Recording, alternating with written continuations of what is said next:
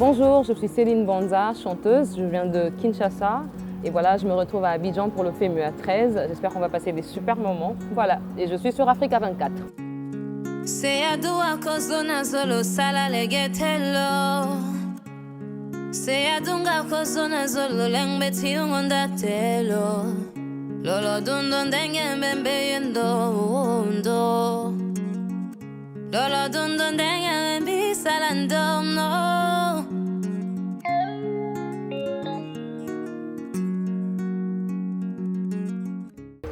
Comme tout musicien, j'aimais chanter dès le bas âge. Donc, depuis l'école maternelle, je chantais. Et puis c'était la chorale latine de mon école, de ma paroisse bienheureuse à Noirite. Donc j'ai commencé là-bas et après la mort de mon père, nous sommes allés à Kisangani, dans une province. Et là-bas, c'était plus de chorale, plus d'églises catholiques. Et voilà, j'ai dû arrêter avec la chorale. Et puis c'était plus de musique du tout. Donc pas de soutien. Si tu fais la musique, et nous, ça ne nous intéresse pas. Donc on m'interdisait vraiment de faire de la musique. Et donc à l'extérieur, quand j'allais à l'école par exemple, j'aimais chanter à l'école pendant les heures des cours, pendant la récré, pendant les activités culturelles de l'école. Et c'est comme ça que des artistes et des amis m'ont repéré, m'ont dit écoute, tu as une belle voix et si tu venais au studio, si tu venais nous chanter quelques trucs au studio.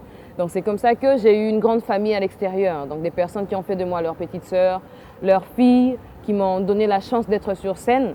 C'était je crois en 2013 ou 2014, ma toute première scène avec un grand public à l'Alliance française de Kisangani à l'époque. Et c'est là que je m'étais dit c'est la musique ou rien. Donc je dois retourner à Kinshasa, m'inscrire à l'INA. Peu importe les difficultés, peu importe voilà, tout ce qui peut arriver, moi je vais faire la musique. Donc c'est comme ça que je me suis nourrie, mais aussi parce que j'écoutais des artistes, des enfants, des jeunes que je regardais à la télé, africaine ou américaine. Je regardais beaucoup d'artistes et la musique me faisait rêver. Donc je puisais ma force là-bas, ma joie là-bas, je puisais beaucoup de trucs positifs là-bas. Donc c'était vraiment la musique ou rien et je me suis un peu donné les moyens moi-même d'être têtue, d'être... Il faut parfois être têtu, être déterminé, rêver grand et aller vraiment vers ses rêves. Et quand on y va, on se rend compte qu'il y aura toujours des gens, il y aura toujours des petites portes qui seront là pour vous accompagner. Donc c'était mon cas, c'est mon cas même jusqu'à présent. Je dirais oui que je suis une artiste engagée et je pense même qu'on devrait tous être engagés.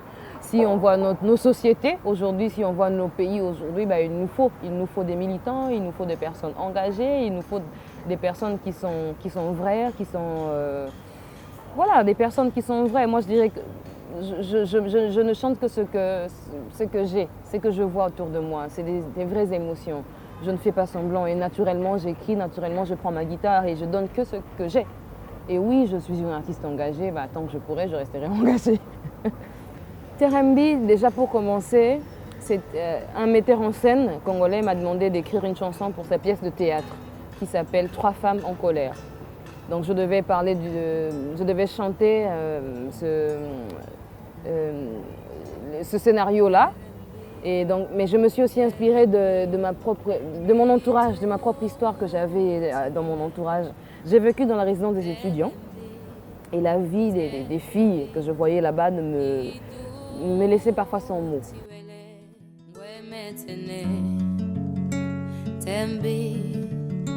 Ni duma bekongo ni la moye na dungo tembe wali ni la moye. Si tu veux qu'on te respecte toi femme, donne-toi du respect d'abord toi-même. On a lutté pour que les filles et les garçons aillent à l'école. Donc aujourd'hui on a les mêmes cours, on a les mêmes profs. Pourquoi c'est eux qui doivent réussir et pas nous? Donc je me disais mais c'est vraiment un problème. Donc quand j'ai lu ce scénario et j'ai vu mon entourage, cette histoire-là, j'ai écrit Terembi, mon corps. Donc elle parle du corps de la femme comme limite à laquelle les hommes ils s'arrêtent, mais comme limite aussi que nous-mêmes les femmes avons parfois du mal à dépasser et à mettre en mouvement. Donc c'était un cri, une colère et une remise en question. Voilà.